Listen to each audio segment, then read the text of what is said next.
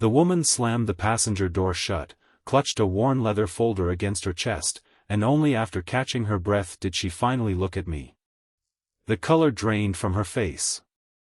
Mine probably did too.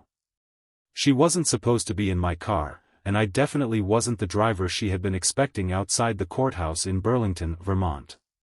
For 3 silent seconds we simply stared at each other, until I smiled and casually said that if she was planning to kidnap me, she had picked the least valuable target in the parking lot.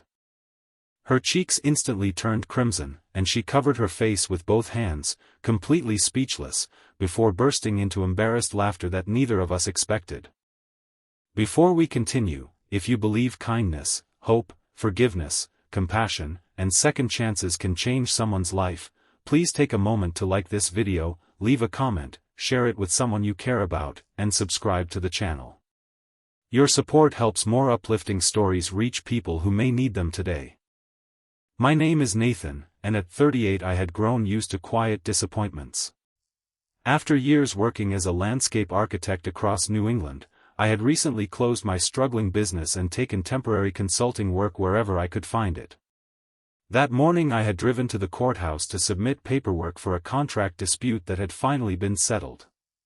It wasn't the future I had imagined, but I was trying to believe that closed doors sometimes protected us from the wrong destination.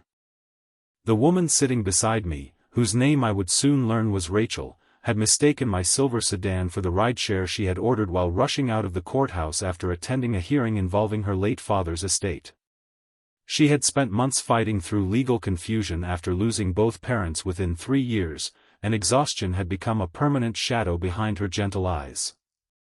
After we both laughed at the misunderstanding, I offered to drive her the 2 blocks to the cafe where her actual driver had been waiting. She hesitated only for a moment before accepting, explaining that she rarely trusted strangers but somehow felt safe after my ridiculous joke. During those few minutes we talked about ordinary things that somehow didn't feel ordinary at all.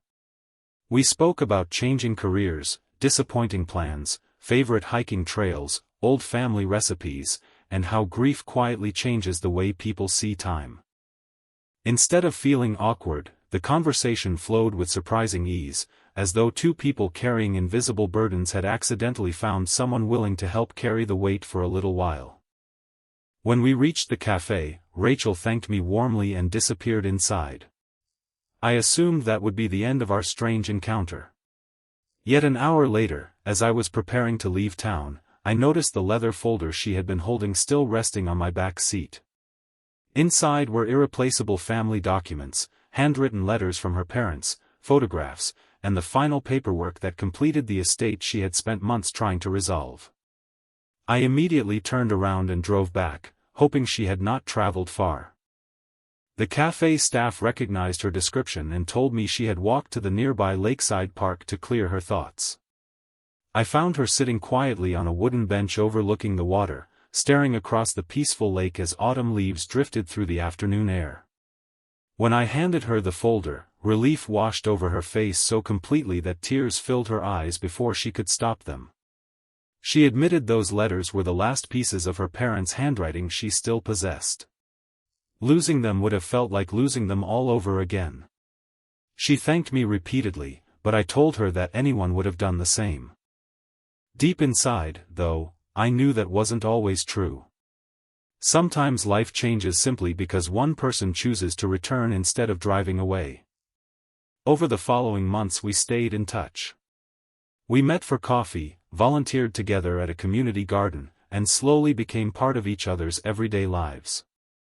Rachel encouraged me to rebuild my business instead of giving up on the career I loved. She introduced me to local organizations that needed landscape restoration projects, and those introductions slowly became contracts that restored both my confidence and my livelihood. In return, I helped transform the neglected garden behind the community center where she volunteered into a peaceful memorial space dedicated to families remembering loved ones.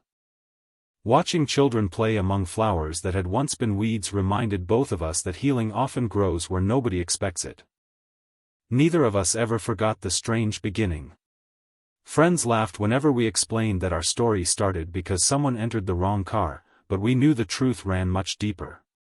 Life had placed two weary strangers at exactly the same place on exactly the same afternoon, not because everything had gone according to plan, but because neither of us had stopped believing that simple kindness still mattered. Before this story comes to its conclusion, I'd love to hear from you.